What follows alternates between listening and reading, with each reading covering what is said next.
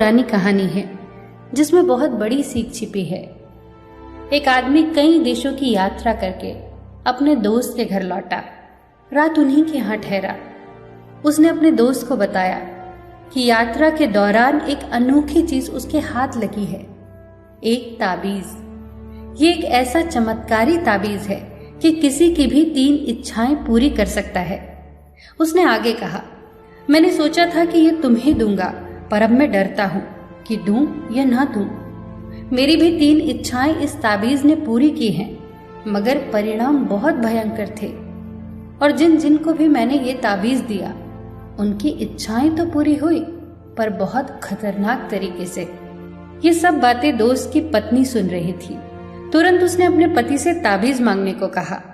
पति के मन में भी 3 इच्छाएं पूरी करवाने का लालच तो था, पर साथ ही साथ डर भी था। पर पत्नी तो अड़ गई और बोली, उन्होंने जरूर गलत तरीके से मांगा होगा, इसीलिए सबको पीड़ा हुई। हम बिल्कुल ठीक तरीके से मांगेंगे। आखिरकार उन दोनों के हाथ में था वो ताबीज। सोच में पड़ गए कि क्या मांगे। पत्नी ने कहा, 1 लाख रुपए मांग लो। उस समय 1 लाख रुपए बहुत बड़ी बात थी। आखिरकार दोनों ने मिलकर मांग ही लिए 1 लाख रुपए। ताबीज अचानक झटककर हाथ से गिर गया, मतलब मांग पूरी हो गई। कुछ देर बाद ही दरवाजे पर दस्तक हुई। राजा के सैनिक दरवाजे पर थे। उन्होंने ये सूचना दी कि उनका जो लड़का सेना में भर्ती था वो मारा गया और मुआवजे के तौर पर राजा ने 1 लाख रुपए भिजवाए हैं।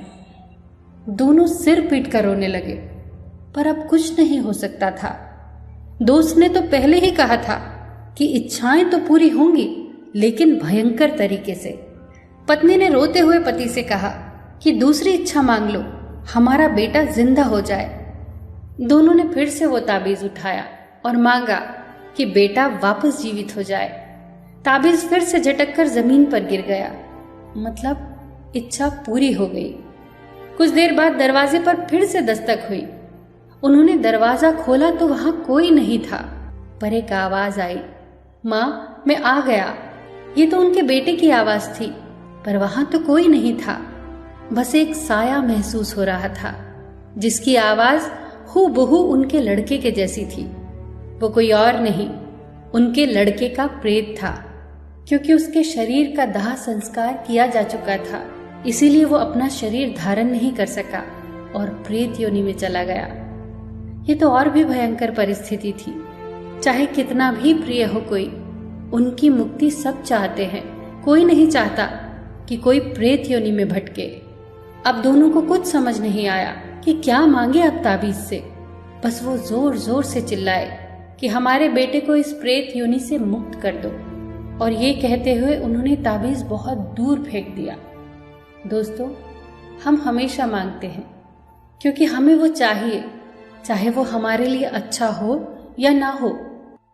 वो जो बैठा है ना ऊपर, वो अदृश्य शक्ति, वो चाहे जो भी हो, वो जानता है कि हमारे लिए क्या सही है और क्या गलत। उससे वो मत मांगिए जो हमें चाहिए, उसे हमें वो देने दीजिए जो हमारे लिए सही है। एक समझदार व्यक्ति ईश्वर से कभी नहीं कहता कि मेरी प्रार्थना पूरी कर। वो हमेशा यही कहता है कि जो तेरी मर्जी है वही करना। बस एक बात याद रखिए, आपकी हर चाल के बाद अगली चाल वो चलता है, वो ऊपर बैठा बाजीगर।